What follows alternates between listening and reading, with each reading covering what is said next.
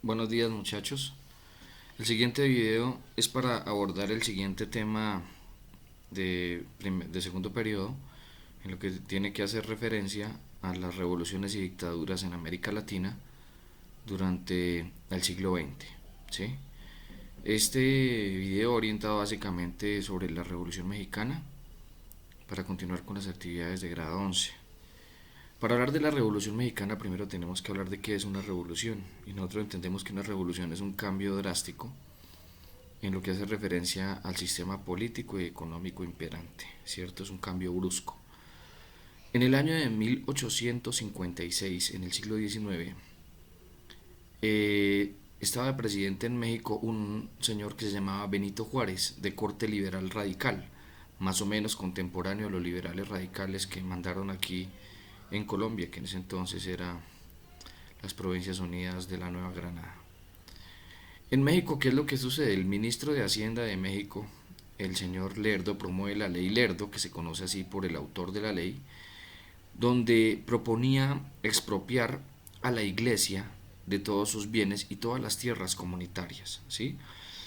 Estas tierras comunitarias que se las van a declarar baldías, es decir, sin propietarios, van a ser del Estado.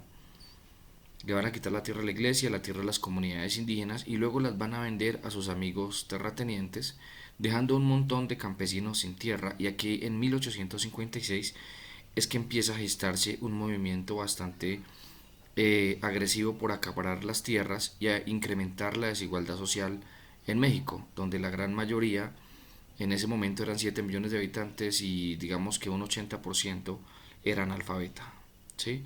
En su mayoría indígenas, por supuesto. Separación de la iglesia y del Estado, medidas liberales se van a promover.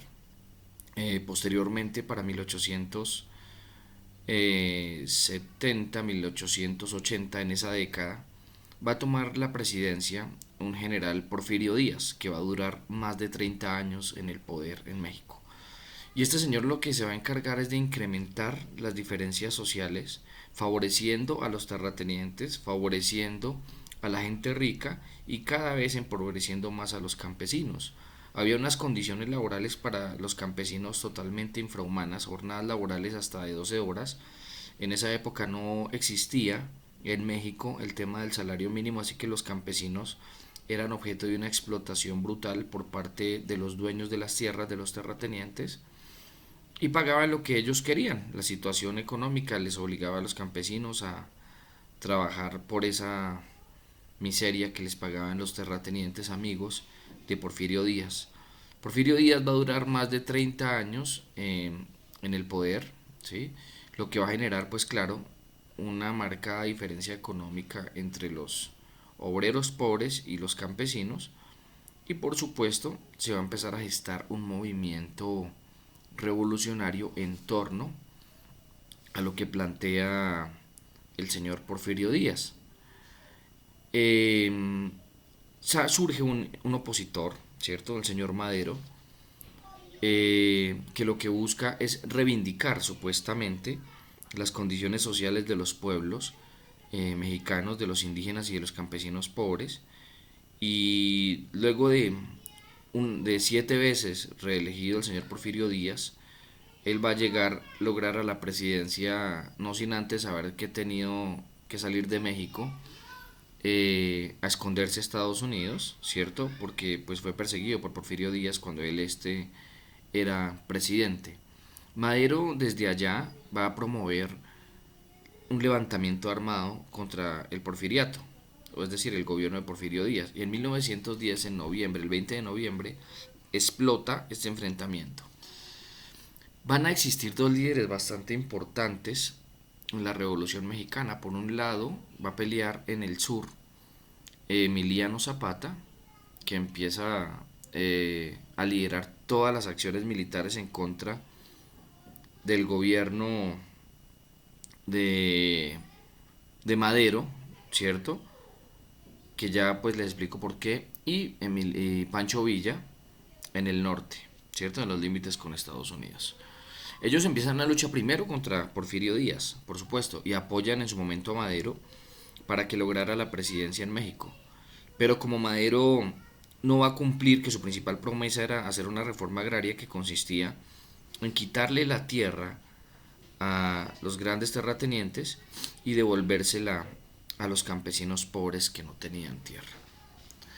Por supuesto, cuando llega Madero a la presidencia, no va a cumplir absolutamente con nada, ¿cierto? Lo que va a hacer es incrementar la diferencia social, es decir, va a favorecer a los ricos, va a dar un montón de tierras mexicanas en concesiones a los norteamericanos, a los franceses y a los ingleses, lo que va a promover el descontento entre Emiliano Zapata, un revolucionario del sur, y Pancho Villa, un revolucionario del norte, los cuales van a desembocar en una guerra tremenda, siendo posteriormente derrotados en 1915 y 1916 respectivamente.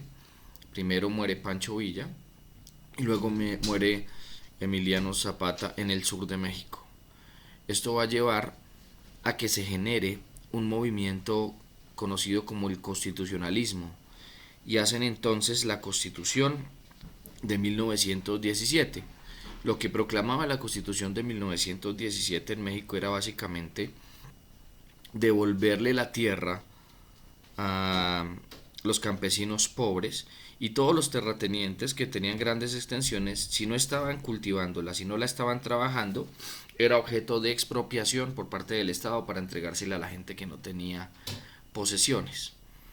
El decir que en 1917, cuando se genera esta constitución, se va a generar la paz en México sería una gran mentira. La desigualdad social mexicana aún aumenta, ¿cierto?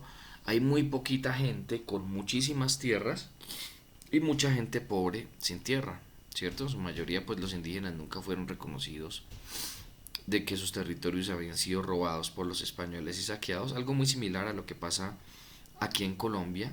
En México, digamos que siempre ha sido gobernado por la élite. Lo que pasa es que para 1920 se va a estancar, vamos a llegar a un proceso de paz, digamos, de tranquilidad en México, porque ya en la Constitución se reconocen algunos derechos, se hace una jornada laboral de 8 horas, ¿cierto? Y se pone un salario mínimo. Pero la reivindicación social va a ser mínima, no va a generar el impacto que se espera, marcando así a México como uno de los países más desiguales de América Latina en términos de posesión de tierras. Espero entonces que les haya gustado, les haya entendido el video de lo que trata la Revolución Mexicana, desarrollen la guía, ¿cierto? Hagan la lectura meticulosamente para que entiendan mejor y que tengan una feliz tarde. Luego continuaremos con la Revolución Cubana y todas las dictaduras de la América Latina. Que estén muy bien.